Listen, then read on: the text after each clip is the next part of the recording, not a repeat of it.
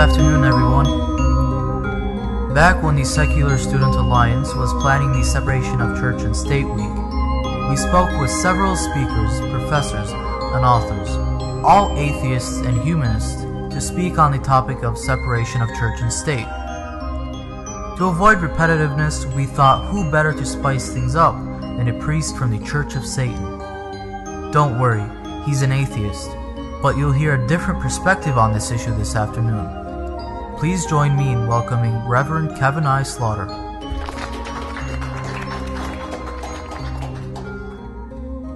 There's an old gag common to the carnival sideshow. A large banner hangs among many others, all gaudily painted, and this one proclaiming to the carnival goer, that they can witness with their very own eyes a 20-foot bat. Painted on the sign itself is the most fiendish of creatures, blood dripping from its fanged maw, webbed wings spread open wide. This unnatural monster and many more delights await you upon entrance for just a few pieces of silver.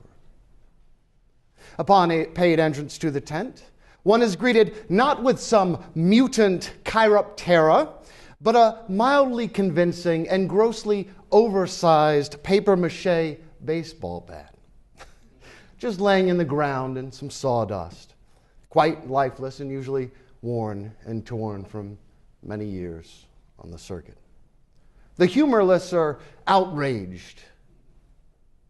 The dull, well, they're dull. But those who can appreciate the absurdities of life, well, they'll have a chuckle, and they'll gawk at it, and then they'll move on to the other attractions. This bait and switch can be a metaphor for many things, but as an introduction, I'm using it fairly literally. The lecture I'm giving today has been advertised as The Great Satan, Satanism as the most American religion, or as the true American religion, as I had up there earlier. I think it's a fine bit of hyperbole, and it successfully moved a tip into the tent. And those rubes who want to feel cheated, they will, but I suspect they entered these doors with their own agendas. Those with an appreciation for the grotesque, of course, the grotesque nature of the world itself, hopefully they'll have a chuckle and enjoy and gawk at the coming attractions.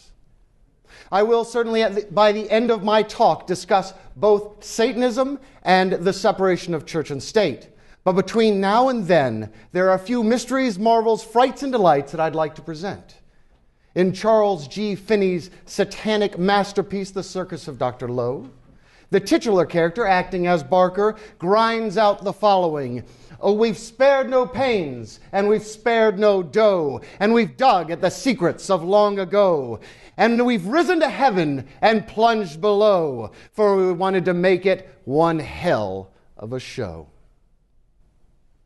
The mysterious Dr. Lowe presented a number of wonders to the townsfolk of fictional Abilene, Arizona. Every aspect of the circus played and revealed the foibles of these folk, these salt of the earth Americans.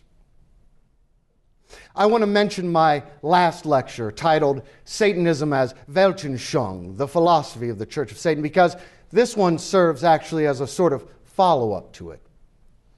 That lecture is an introduction to Satanism as a philosophy, worldview, or modern religion, and it's freely available on YouTube.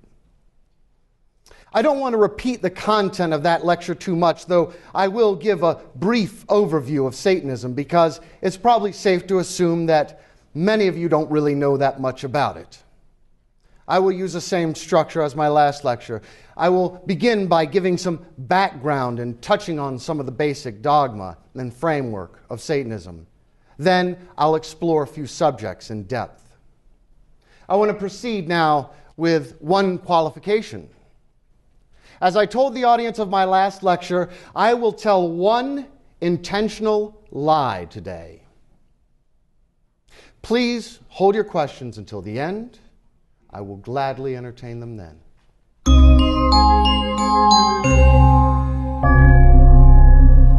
As Hassan introduced me, I am a priest in the Church of Satan, and I can speak to you in the capacity of a representative of that organization. In the lecture on the Satanism as Weltanschauung, I started with a long introduction of myself, which I will not repeat. I stressed in it that I was a graphic designer by profession and a publisher. And it was only when dealing explicitly with matters relating to the Church of Satan that I actually used the title Reverend. LaVey, who was dubbed the Black Pope by the media, doctor by his early membership, and took the mantle of high priest himself, stated, "Titles have never ensured respect from others." I would have said, should never. But the point is that it's central to the satanic worldview that respect is something that must be earned. It should never be assumed.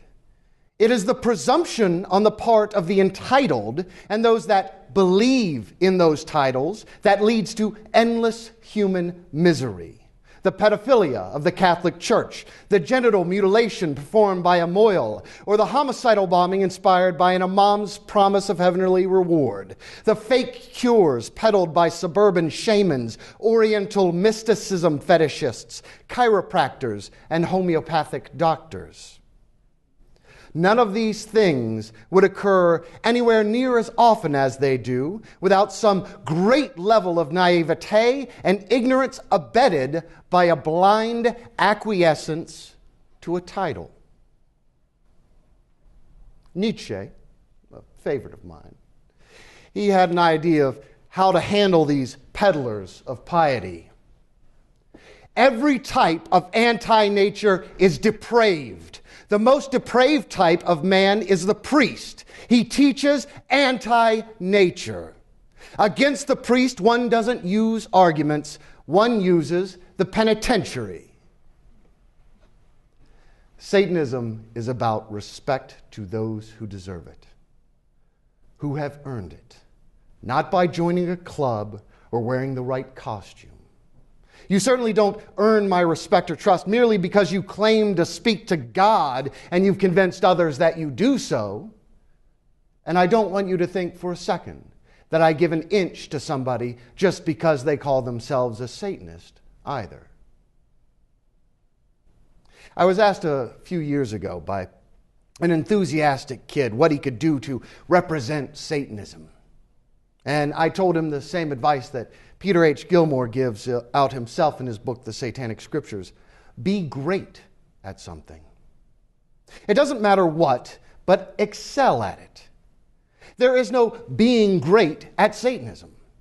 But find something real where you can cultivate a skill or talent to a level above your peers. Then, as a Satanist who is great at something, you will benefit Satanism.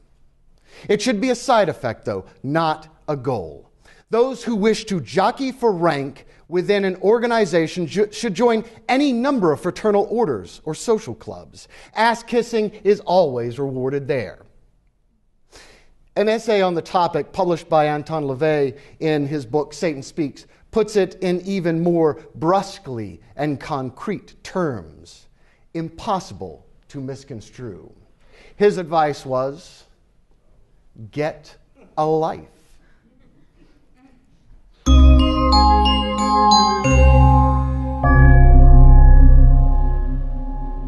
Satanism as a coherent worldview came into being on Walpurgisnacht of 1966 when California eccentric Anton LaVey ritually shaved his head and in a chamber in the basement of his Black Victorian proclaimed it year one of the age of Satan. Leading up to that point, he had a close circle of occultists, bon vivants, and intellectual dissidents who would gather for soirees and lectures on obscure and titillating topics.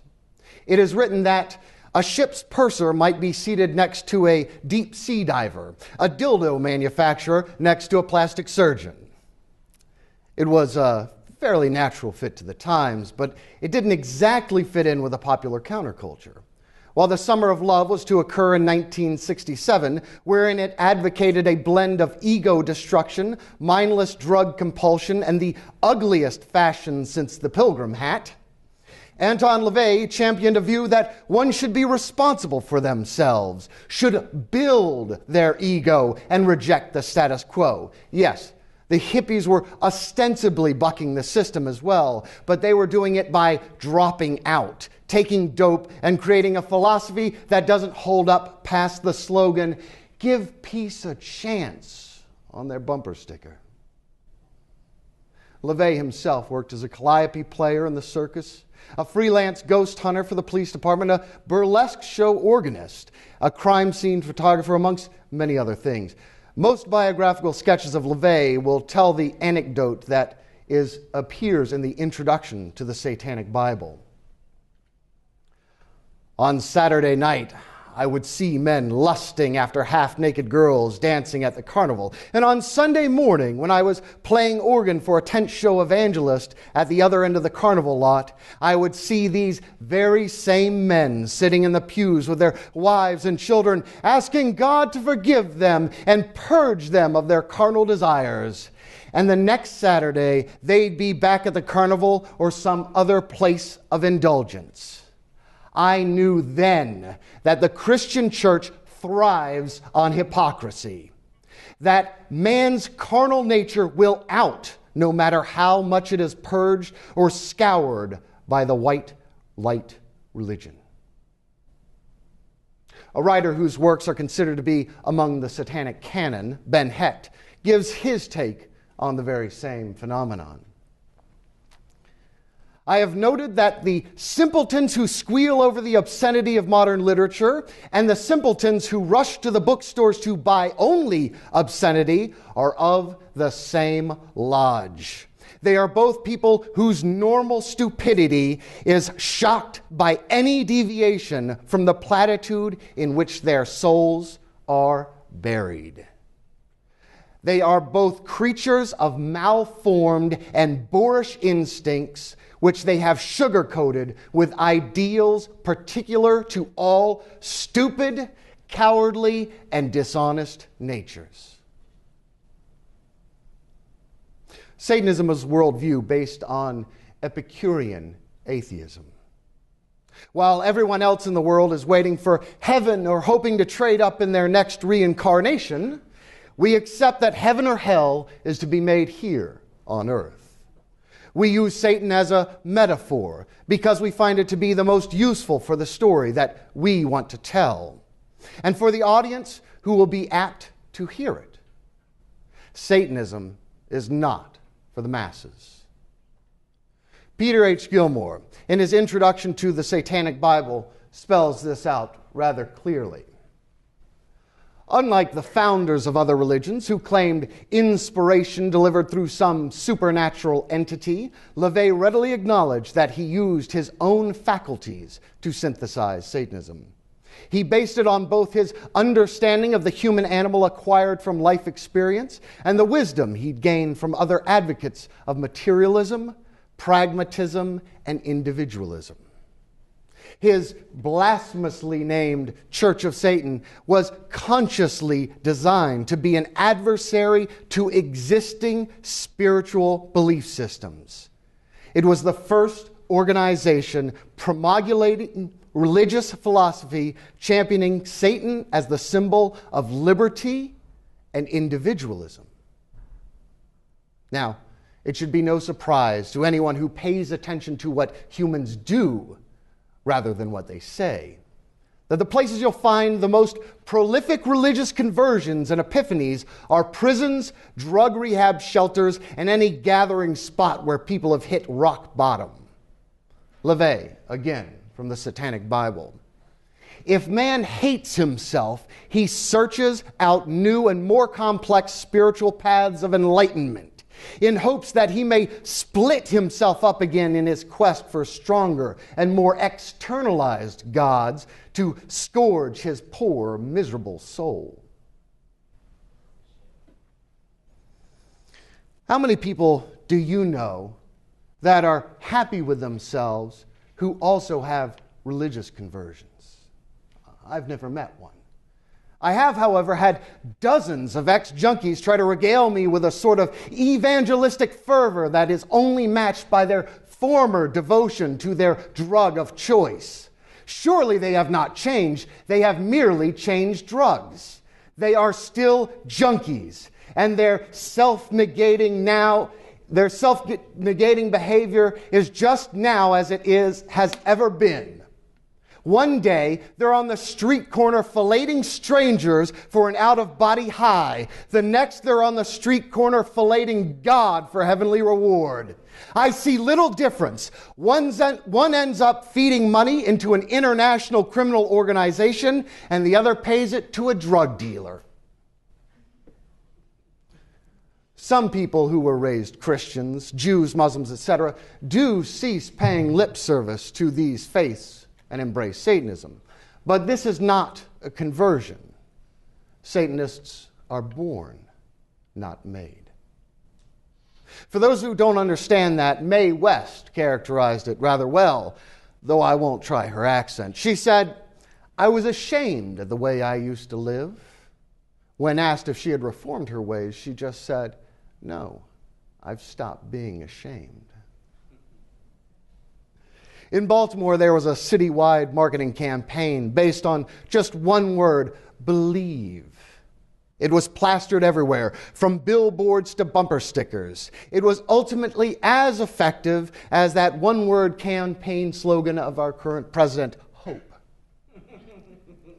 This is an adorable little news story that I found yesterday. The title is, "Detroit Prayer Events Puts Muslim Community on Edge. Christian Group Plans to Rally in Detroit." The story itself, we read this.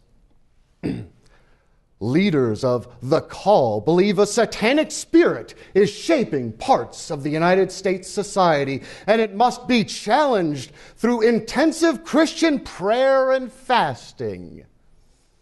Such demonic spirit has taken hold of specific areas, Detroit among them, organizers say. This notion that if you really think something will be better, it will be, has made Oprah Winfrey the richest woman in the world, but only because she has sold that dream at a pretty high markup. The people buying this magical thinking nostrum, well, you tell me how they're doing. Some monasteries have supposedly held 24-hour peace vigils for centuries. In the spirit of magical thinking, our president was given the Nobel Peace Prize. Again, how's that working out?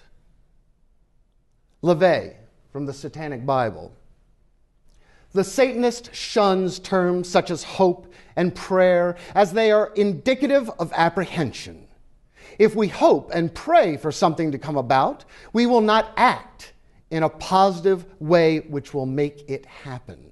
The Satanist, realizing that anything he gets is of his own doing, takes command of the situation instead of praying to God for it to happen.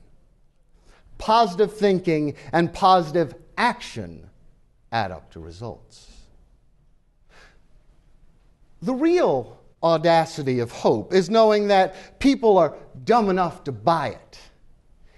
Even if it's an empty vessel, even if they've been sold this same bill of goods time and time again. The masses are instant suckers for a good sermon or snake oil salesman. We pay more attention to what people say they will or won't do than what they've actually done in the past. We elect leaders based on their pleasant looks and enrapturing oratory. You see this here fish, June? Old Britches asked me one afternoon. This here fish is called a sucker. It's called a sucker because it'll swallow almost anything. There's hundreds and thousands of these here suckers, June, and most all of them read travel books. I'll never forget the lesson he taught me. I like that quote a lot. And I think it's fair to say that one can easily switch out the words travel books with New Age books, self-help books, and religious books. Detroit has a population that is 47% functionally illiterate. The school board elected as its head, with a 10-to-1 vote, an illiterate and a graduate of this very university. Everyone invested the future of their children on the notion that people should be given credit for what they want them to be instead of what they are. They are the uplifters, the well-meaning instead of the well-doing. They are the wreckers of civilization. Lao Tzu said, "Goody-goodies are the thieves of virtue." 1899, in a speech by Congressman Willard Vanderveer, coined the unofficial motto of his state when he said, "I come from a country that raises corn and cotton, cockleburs and Democrats, and frothy eloquence neither convinces nor satisfies me. I'm from Missouri, and you have got to show me." Now, I'm not going to take you on your word until you've proven it's worth more than a wooden nickel. U.S. Supreme Court Justice Louis Brandeis in 1928 said, "The greatest threats to liberty lurk in insidious encroachment by men of zeal, well-meaning but without understanding." And Friedrich Nietzsche, once again, tackles the idea from a slightly different angle. "One should call the holy story by the name it deserves, as the accursed story. One should use the words God, Savior, Redeemer, Saint as invectives, as criminal badges." And after all of that, and usually more than that, the first question that is inevitably offered is, why call it the Church of Satan when you don't actually believe in Satan? Maybe I've heard that before. It's usually something like that, some slight variation. I think Schopenhauer put it quite nicely in his book, Studies on Pessimism. A mother gave her children Aesop's fables to read in hope of educating and improving their minds. But they very soon brought the book back, and the eldest, wise beyond his years, delivered himself as follows: "This book is not for us. It's much too childish and stupid. You can't make us believe that foxes and wolves and ravens are able to talk. We've got beyond stories like that." In these young hopefuls, you have the enlightened rationalists of the future. Now, I don't dislike the Abrahamic religions because they give moral lessons in the form of metaphor or allegory. No, I dislike them because the morality underneath is despicable. I loathe their followers because an overwhelming majority aren't bright enough to know their metaphor in the first place. To bring the spotlight back to the center ring, I quote on the matter from one of the greatest and most prolific American writers, H.L. Mencken. "I made up my mind at once that my true and natural allegiance was to the devil's party, and it has been my firm belief ever since that all persons who devote themselves to forcing virtue on their fellow men deserve nothing better than kicks in the pants."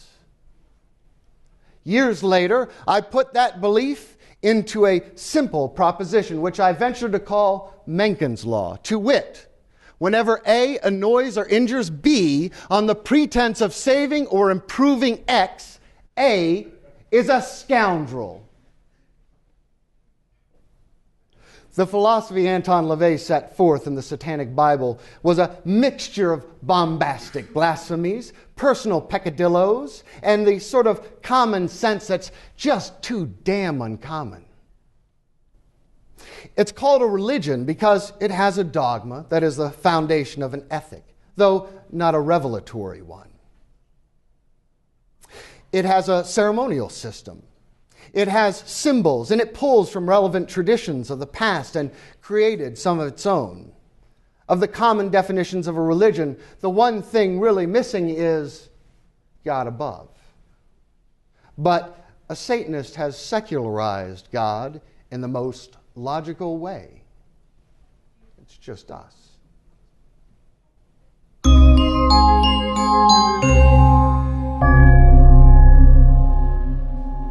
When introducing a new concept, or at least a new perspective on a concept that one may have false prejudices of, it's important to define how the terminology is used.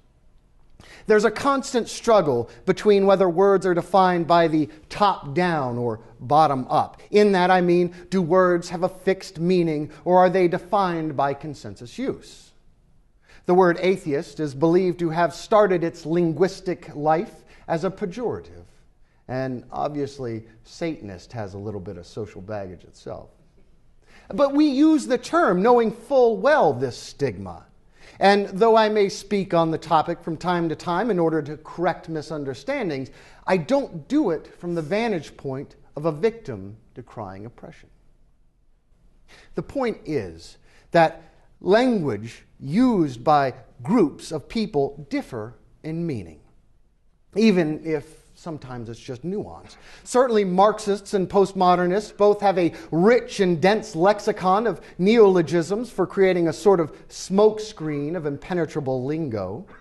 Satanism has a few words of its own coinage, but the most obvious issue is this S word itself. What we mean by the word and what others mean is often different. But it's also important that I distinguish two terms from one another, Satanism and satanic.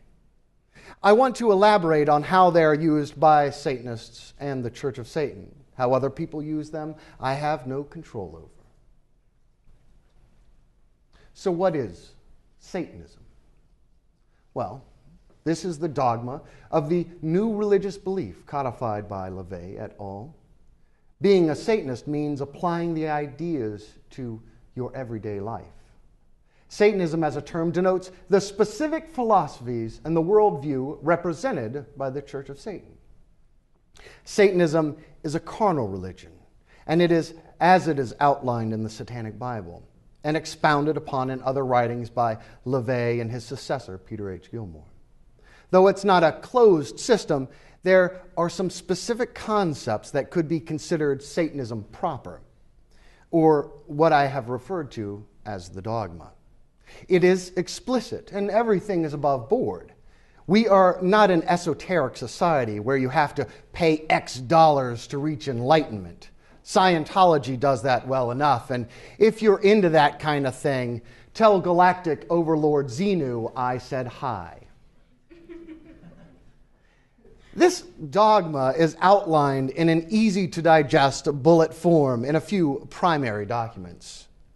There is the 9 satanic statements, the 11 satanic rules of the earth, the 9 satanic sins, and the 5 points of pentagonal revisionism.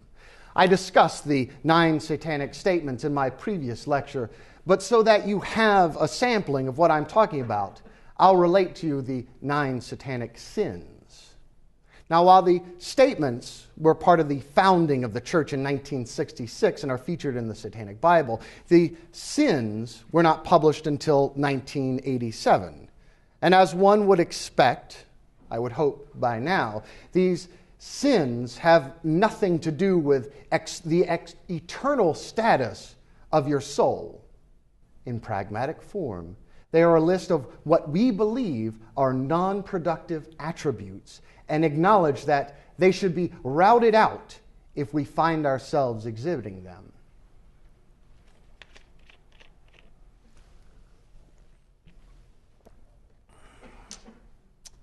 Number 1, stupidity. The top of the list for satanic sins, the cardinal sin of Satanism. It's too bad that stupidity isn't painful. Now, ignorance is one thing, but our society thrives increasingly on stupidity. It depends on people going along with whatever they are told. The media promotes a cultivated stupidity as a posture that is not only acceptable, but laudable. Satanists must learn to see through the tricks and cannot afford to be stupid. 2, pretentiousness. Empty posturing can be the most irritating and isn't applying the cardinal rules of lesser magic. On equal footing with stupidity for what keeps the money in circulation these days. Everyone's made to feel like a big shot, whether they can come up with the goods or not. 3, solipsism. This can be very dangerous to Satanists. Projecting your reactions, responses, and sensibilities onto someone who is probably far less attuned than you. It is the mistake of expecting people to give you the same consideration, courtesy, and respect that you would naturally give them. They won't. Instead, Satanists must strive to apply the dictum, do unto others as they do unto you. It's work for most of us, and it requires constant vigilance lest you slip into a comfortable illusion of everyone being like you. As has been said, certain utopias would be ideal in a nation of philosophers, but unfortunately, or perhaps fortunately from the Machiavellian standpoint, we are far from that point. Number 4, self-deceit. It's in the 9 satanic statements, but deserves to be repeated here. Another cardinal sin. We must not pay homage to any of the sacred cows presented to us, including the roles we are expected to play ourselves. The only time self-deceit should be entered into is when it's fun and with awareness, but then it's not really self-deceit. Number 5, herd conformity. That's obvious from a satanic stance. It's all right to conform to a person's wishes if ultimately it benefits you, but only fools follow along with the herd, letting an impersonal entity dictate to you. The key is to choose a master wisely instead of being enslaved by the whims of the many. 6, lack of perspective. Again, this one can lead to a lot of pain for the Satanist. You must never lose sight of who and what you are and what a threat you can be by your very existence. We are making history right now, every day. Always keep a wider historical and social picture in mind. Number 7, forgetfulness of past orthodoxies. Be aware that this is one of the keys to brainwashing people into accepting something new and different, when in reality, it's something that was once widely accepted, but is now presented in a new package. We are expected to rave about the genius of the Creator and forget the original. This makes for a disposable society. Number 8, counterproductive pride. That first word is important there. Pride is a great thing up to the point where you begin to throw the baby out with the bathwater. The rule of Satanism is, if it works for you, great. If it stops working for you and you've painted yourself into a corner and the only way out is to say, I'm sorry, I made a mistake, I wish we could compromise somehow, then you do it. Number 9, lack of aesthetics. This is the physical application of what we call the balance factor. Aesthetics is important in lesser magic and should be cultivated. It is obvious that no one can collect any money off of classical standards of beauties and form most of the time, so they are discouraged in a consumer society. But an eye for beauty, for balance, is an essential satanic tool and must be applied for greatest magical effectiveness. It's not what's supposed to be pleasing, it's what is.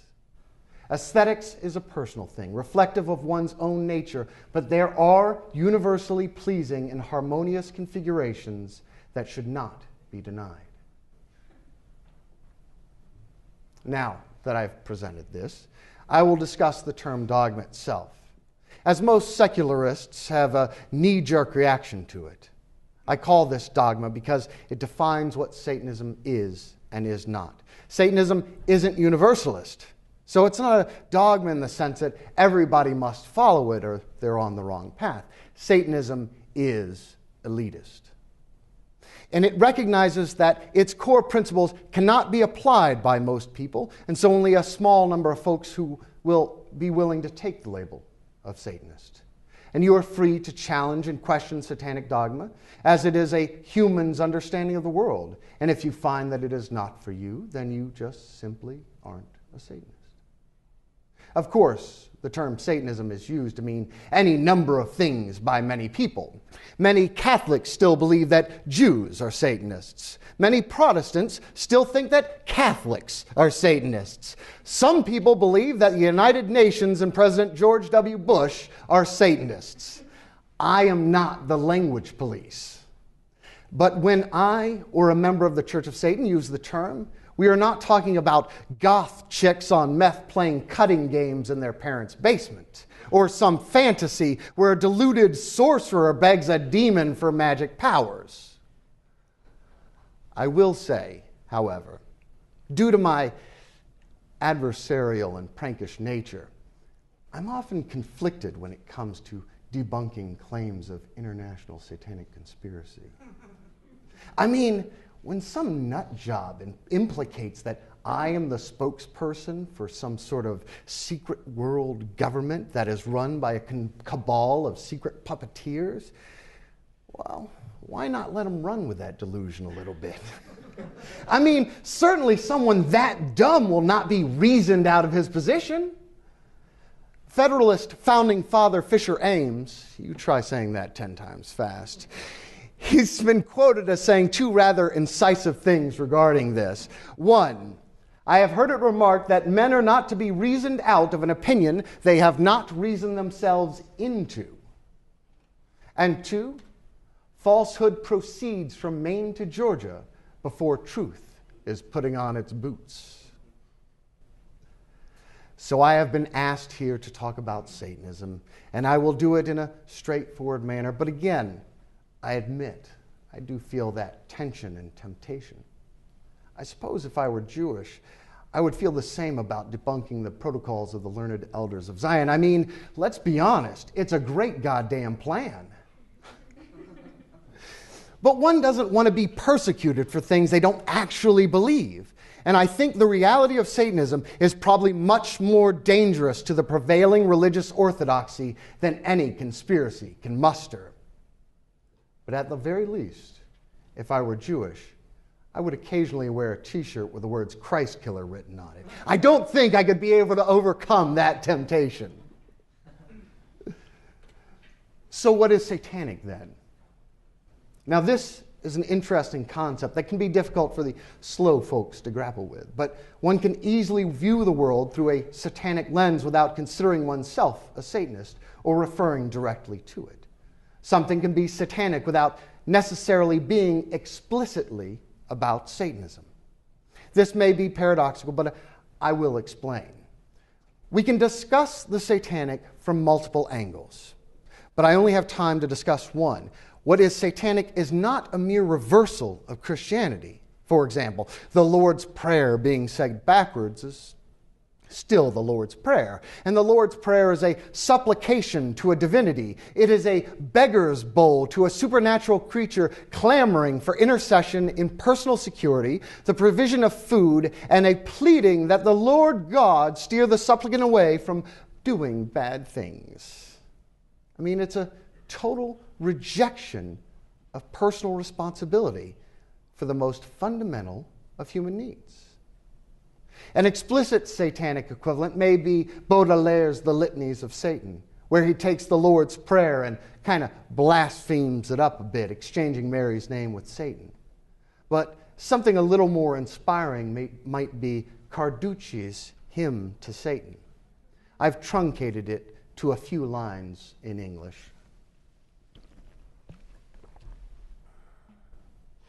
To you, my darling, verses are unleashed. I invoke, O Satan, monarch of the feast. Put aside your sprinkler, priest, and your litanies. No, priest, Satan does not retreat. You breathe, O Satan, in my verses, when from my heart explodes a challenge to God. Of wicked pontiffs, bloody kings, and like lightning you shock men's mind. Sculpture, painting, and poetry first lived for you, Ahriman, Adonis, Astarte. When Venus, Adonome, blessed the clear Ionian skies, as Martin Luther threw off his monkish robes, so throw off your shackles, O mind of man, and crowned with flame, shoot lightning and thunder. Matter rise, Satan has won. Hail, O Satan, O rebellion, you avenging force of human reason. All the hallmarks of the satanic worldview are there. Indulgence, the beauty and wonder of the material world, a rejection of the oppressive faiths, a championing of human exceptionalism, and finally, the triumph of reason. Personally, my preference would be no mocking prayer or long-form poem, however fun or inspiring that may be. I mean, I like poetry well enough, but if I was in the company of friends and family, a more implicitly satanic equivalent of a prayer would be a simple toast. Here's to cheating, stealing, fighting, and drinking. If you cheat, may you cheat death. If you steal, may you steal a woman's heart. And if you fight, may you fight for a brother. And if you drink, may you drink with me. These simple 5 lines are nothing but a series of satanic themes. The first line is bombastic, but what follows is a carnal celebration of the living in the here and now. You can keep heaven. I'll be down here with the Lord of this earth. Film noir is satanic. Al Jolson and Richard Strauss are satanic. Sex dolls and homosexuality is satanic. Rejecting the world is a trademark of all the world's major religions. Those who hate life pray for the blessing of it to end. Those who love life toast to its joys. Living for the here and now, reveling in the world as it is, tragic, flawed, beautiful, and indulgent, is satanic. To my wife, with whom I just celebrated my 5th wedding anniversary. To my dear friends, Peter and Peggy, who just celebrated their 30th. Salute, L'chaim, Chin Chin, Skol.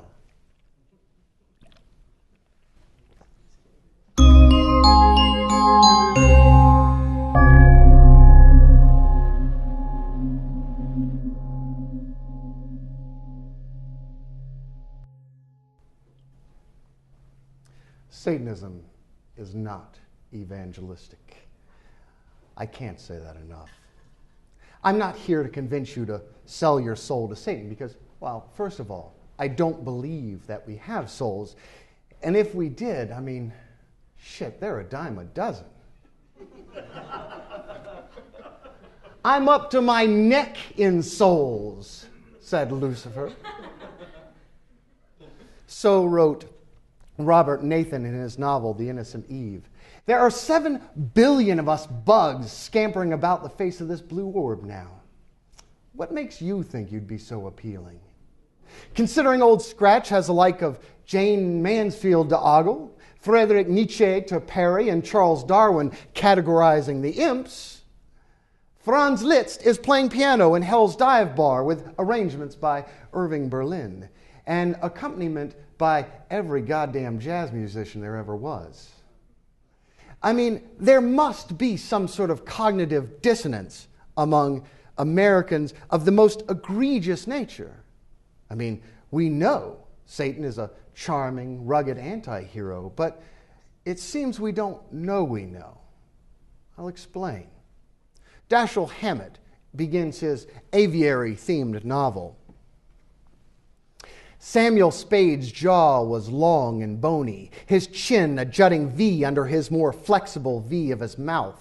His nostrils curved back to make another smaller V. His yellow-gray eyes were horizontal. The V motif was picked up again by thickish brows rising outward from twin creases above a hooked nose, and his pale brown hair grew down from high, flat temples in a point on his forehead. He looked rather pleasantly like a blonde Satan.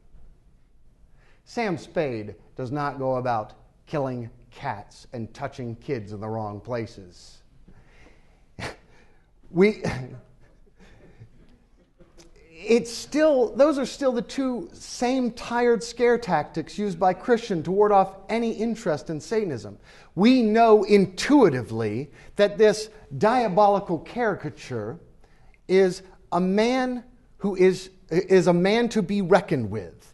He is a strong-minded, tough, fiercely independent, and dangerously intelligent man. And the character is all those things.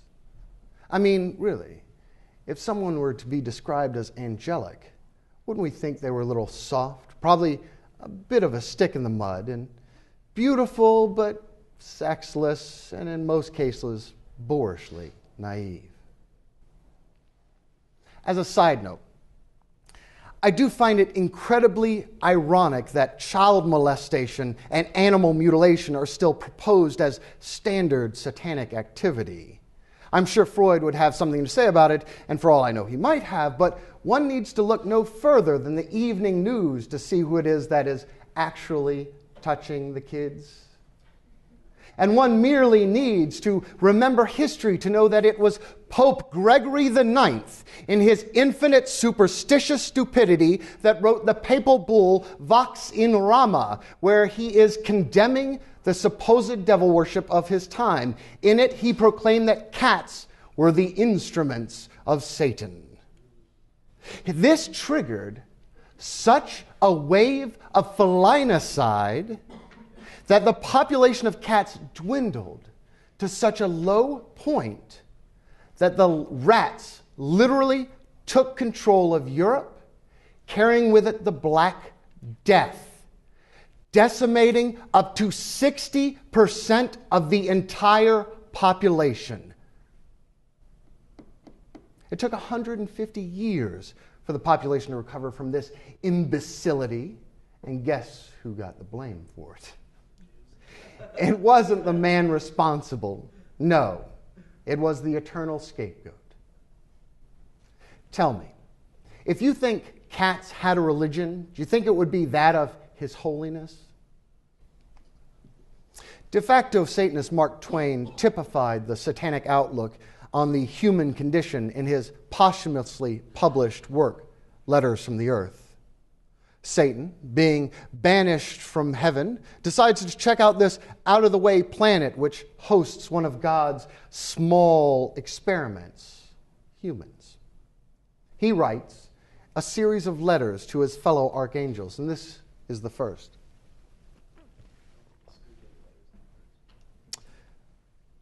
This is a strange place. An extraordinary place, and interesting. There is nothing resembling it at home. The people are all insane. The other animals are all insane. The earth is insane. Nature itself is insane. Man is a marvelous curiosity. When he is at his very best, he is a sort of low-grade nickel-plated angel. And at his worst, he is unspeakable, unimaginable. And first and last, and at all times, he is a sarcasm. Yet he blandly, in all sincerity, calls himself the noblest work of God. This is the truth I'm telling you. And this is not a new idea with him. He has talked it through all the ages and believed it, and found nobody amongst all his race who would laugh at it. Moreover, if I may put another strain upon you, he thinks he is the Creator's pet. He believes the Creator is proud of him. He even believes the Creator loves him. has a passion for him, sits up at nights to admire him, yes, and watch over him and keep him out of trouble. He prays to him. He fills his prayers with crude and bald and florid flatteries of him and thinks he sits and purrs over these extravagancies and enjoys them. He prays for help and favor and protection every day and does it with hopefulness and confidence too, although no prayer of his has ever been answered. The daily affront, the daily defeat do not discourage him. He goes on praying just the same. You know, there's something almost fine about this perseverance. Oh yeah, I must put one more strain upon you. He thinks he's going to heaven. Satan's third letter, it begins as follows. You have noticed that the human being is a curiosity. In times past, he has, and worn out and flung away, hundreds and hundreds of religions. Today, he has hundreds and hundreds of religions and launches no fewer than 3 new ones every year. I could enlarge that number and still be within the facts. One of his principal religions is called the Christian. A sketch of it will interest you. It sets forth in detail in a book containing 2 million words called the Old and New Testaments. Also, it has another name, the Word of God. For the Christian thinks that every word of it was dictated by God. Yes, the one I'm speaking of.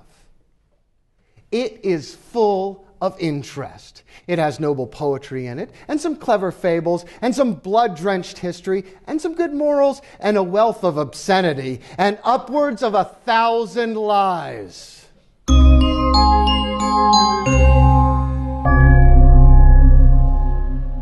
Again, because by this point, people still don't get it. I do not believe in a God. As a saying goes, popular among atheists, my faith in gods is the exact same as the Christians, except with one less God. I don't care to spend too much time on the subject explicitly because everything I've said is premised on the notion that no gods exist. But I will tell you how utterly frustrated I am that every new believer who confronts an atheist for the first time believes they've invented Pascal's wager. I wonder how many times that's been invented over and over again. But Satanism is not atheism. Atheism is a statement of negation. I don't accept the proposition of God.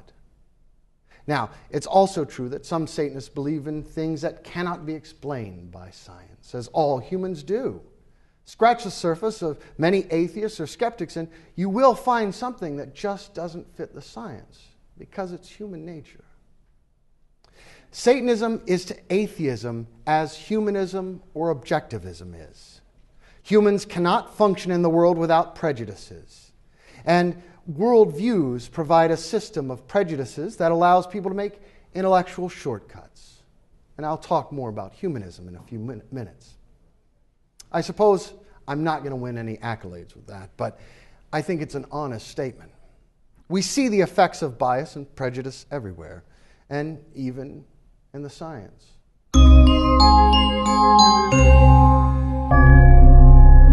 Once we've cleared up the whole Satan as metaphor angle, we have cleared that up, right? And those first learning about Satanism, some of these terms, you may be unable to grasp the idea of Satanism, and they might say, well, why don't you call yourselves humanists or something less confrontational? So, I'd like to address that. The International Humanist Ethical Union states, humanism is a democratic and ethical life stance which affirms that human beings have the right and responsibility to give meaning and shape to their own lives. It stands for the building of a more humane society through an ethic based on human and other natural values in the spirit of reason and free inquiry through human capabilities. It is not theistic and it does not accept supernatural views of reality. Now, I agree that human beings have the responsibility to give meaning and shape to their own lives. But this is not necessarily a feature of democracy. Democracy is a way to restrict individual liberties, not enhance them. It may be the least restrictive form of governing, but all organizational principles set limits. Democracies have voted in dictatorships. Democracies are at the whims of majorities.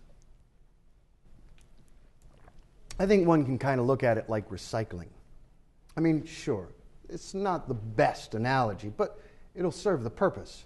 Recycling is not a positive environmental activity. It does not create something new. It just uses energy to reuse part of what would have been waste. At best, it takes less energy and uses fewer resources to recycle something that exists into another thing than to create it out of new materials in the first place. It's not making things better. It's just a stalling tactic so things don't get worse as quickly.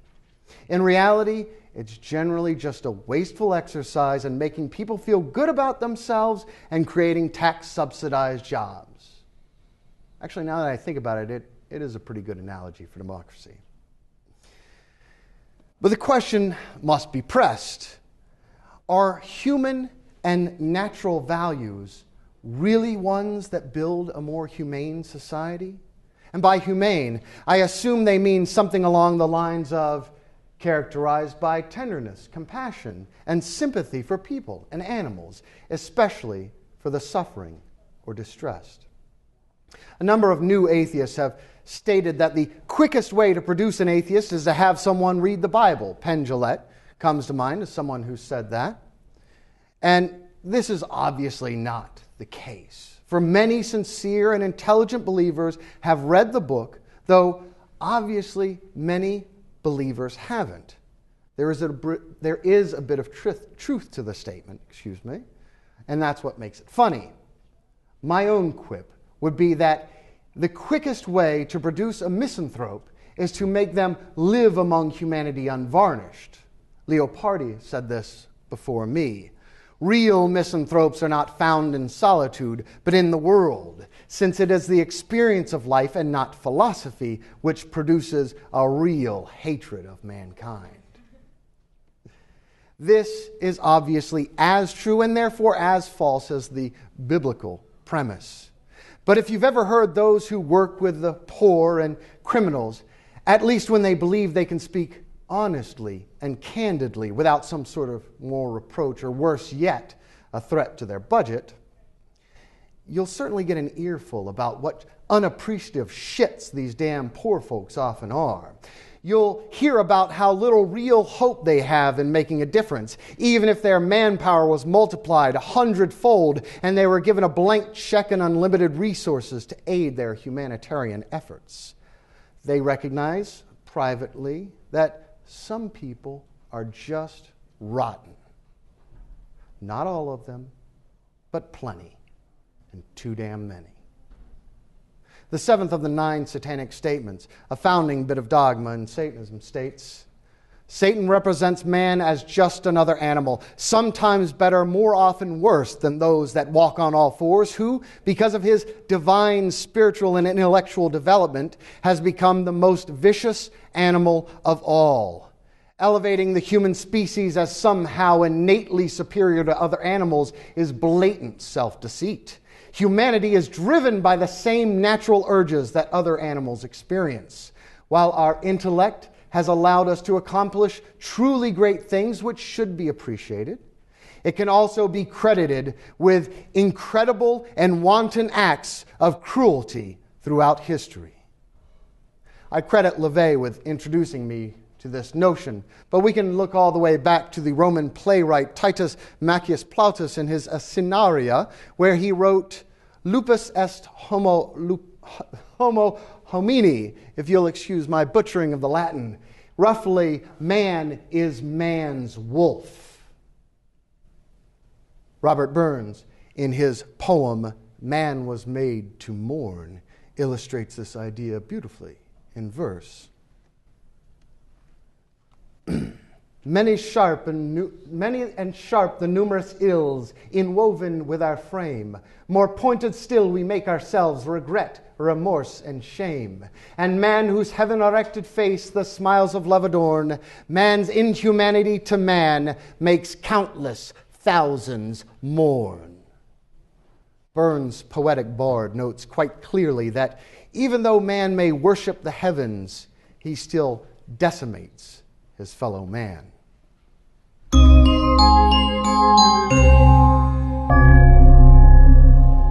There's a blog titled Misanthropia that aggregates news stories about man's inhumanity to man. I've collected the headlines from stories that this site collected for 1 week, just 7 days. From Monday, October 31st to Sunday, November 6th. It was too much, and it would have taken up way too much time. So I've cut the number of stories down into 1/4 of the total. And I have a few questions to ask you. Do you believe that everything happens for a reason? Do you believe that good deeds will be rewarded?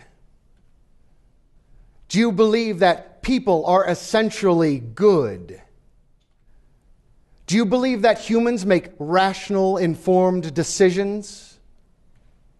Do you believe that higher education makes better people? This was not me.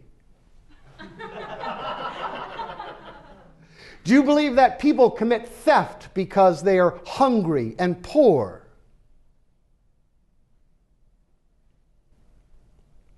Do you think that mothers are sacred? Do you believe that a family is a sacred institution that gives men and women a moral compass?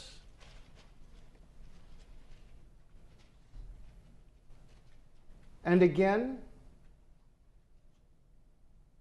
and again, and again. What cannot be done in the name of love? Do you believe that passing more laws makes us safer?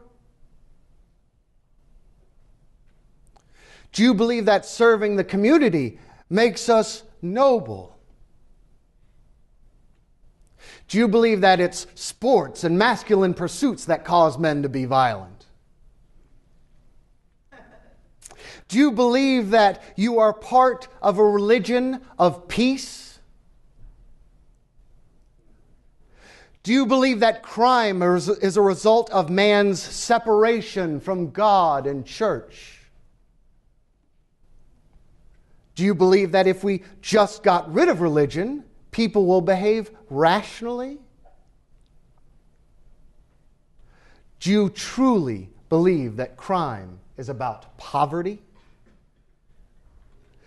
Do you believe that technology will solve all our problems? Do you believe that everyone lives in the 21st century? Do you really, honestly believe that everybody deserves a second chance? If the word natural is defined as that which exists, as opposed to what you or some church or political party thinks is right or wrong, then the stories you've just read are part of human nature. And it does not lend itself to... So normally, in a good 10-1, if you're really lucky, there's what's known as the blow-off. One of my favorite writers, Jim Tully, a hobo-turned-Hollywood muckraker and tough-as-nails novelist, writes about it in his book, Circus Parade.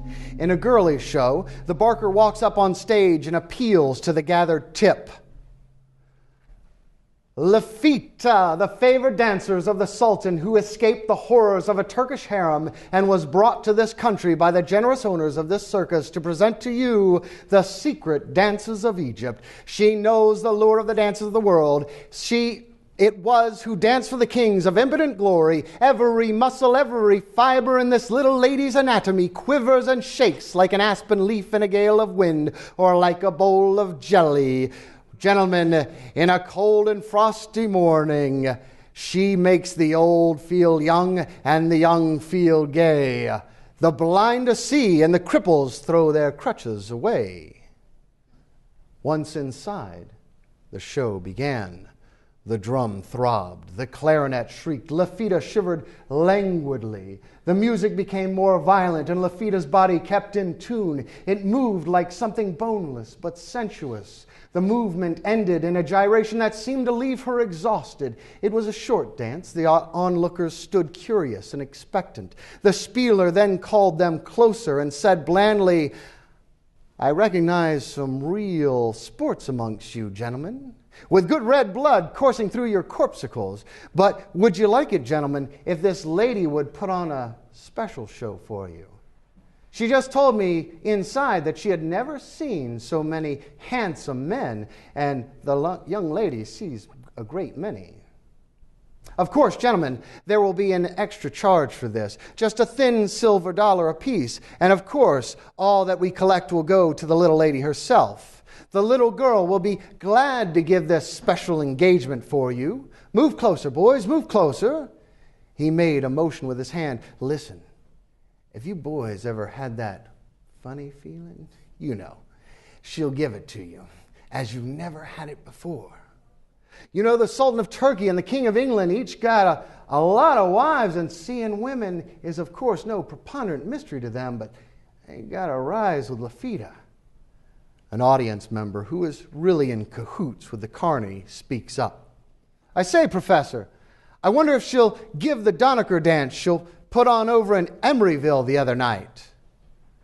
Between the man on stage, the shills in the audience, and the natural lust of the men in the audience, the price of this extra dance keeps going up and up as more and more is promised. "What do you say, gentlemen, if we chip in another $50 and give it to the lady? 2 silver dollars ain't much, and look at what show we'll see." And it builds, and the professor moves into the tip into a special room off to the side. And someone says, "Say, Professor, now that we're in here, be a good sport. What's the matter with having the little lady do the dance without, you know?" The spieler looked concerned and cautious at the same time. He held up a long, smooth hand. "Why, boys, I can't ask her to do that. Gracious gentlemen, this is too much. You should have told me before I let you in here that you wanted the whole show. Why, she got $5 apiece from the Elks last week for putting that on. Sometimes the Shriners give her even $10 apiece." And then he looked about and then spoke softly. "But wait, I'll ask her. Yes, gentlemen, to be fair, $1 more each, and I will see that she gives the whole show, the Egyptian dance, the Donecker dance, and the wonderful dance without.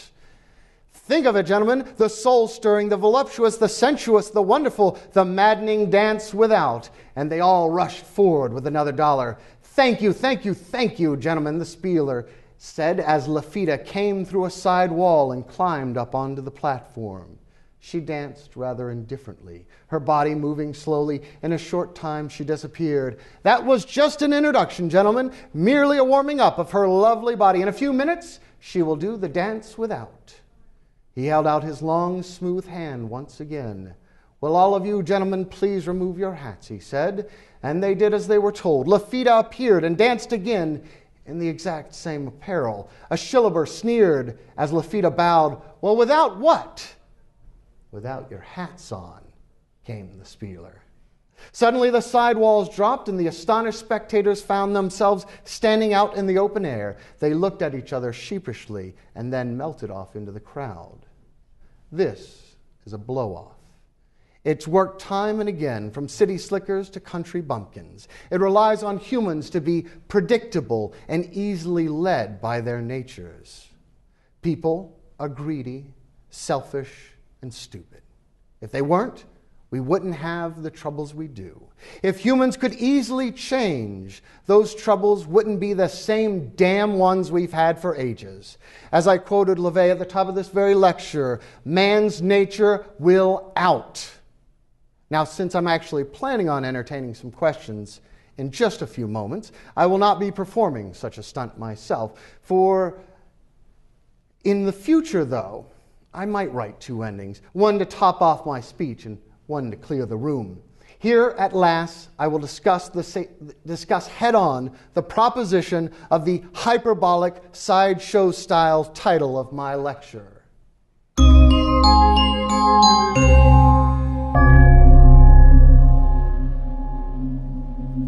America, as an idea and largely a practice, has been utterly satanic.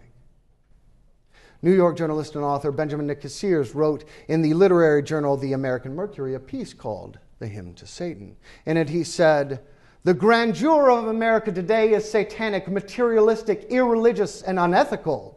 The settlement of America is the birth of a new reality. It began the dethronement of the mystical God and the rejuvenation of the prince of this world. The prince of this world not in the old world theological sense, but as the spirit of the will to material power." As proof of this idea of America as a new satanic empire, he states, read the preamble. There is not an ounce of imagination, religion, metaphysics, or poetry in it. The Constitution came into this world like a prolonged cynicism in the mouth of an atheistic lawyer. The Constitution is the cold sun of reason. Thomas Paine has said, "I do not believe in the creed professed by the Jewish church, by the Roman church, by the Greek church, by the Turkish church, by the Protestant church, nor by any church that I know of. My own mind is my own church." Later, it was William Taft who said that he did not believe in the literal truth of the Bible. Can you imagine a modern presidential candidate admitting to not being a Christian? He said, exactly, if a man can be a Christian only when he believes in the literal truth of the creed as it is recited in the Orthodox evangelical churches, then we Unitarians are not Christians.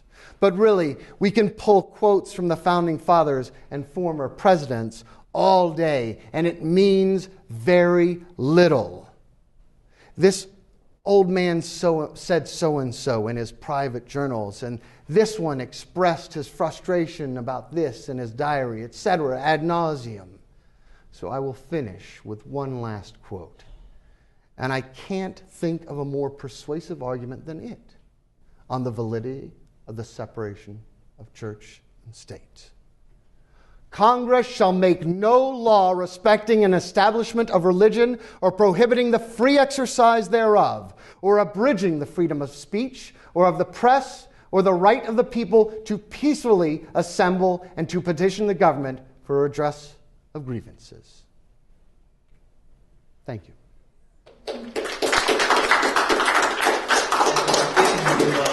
I will take questions now. I will defer to my host, Hassan, you have a question? At the beginning, you said you were going to tell us a lie. Oh, yeah. A paragon of skepticism, my friends. He asked, what was the one lie you told? I have made a slide with just that on it. I'm glad you asked me that question, Hassan, as I have made a slide with that line on it. The lie I told was, as I told the audience of my last lecture, I will tell one intentional lie today. I had all sorts of stuff written about the liar's paradox and misdirection, but shit, I've spoken too long as it is. This is what I lied about. I lied about telling my previous audience that I was going to lie to them. It's a silly, prankish way to use psychology to overtly prime you to think critically about my talk. If I told you anything could be a lie, then you would listen as if everything was potentially one. And hopefully, if there's something with you that you agree with, that you'll have to consider it more because of that. Now, I will actually open it up to questions. The two things that will bring this to a swift end will be either the actualization of Godwin's law or an appeal to Pascal's wager. So other than that, finally, I assure you, the spectacle is over and the script is done. Thank you again.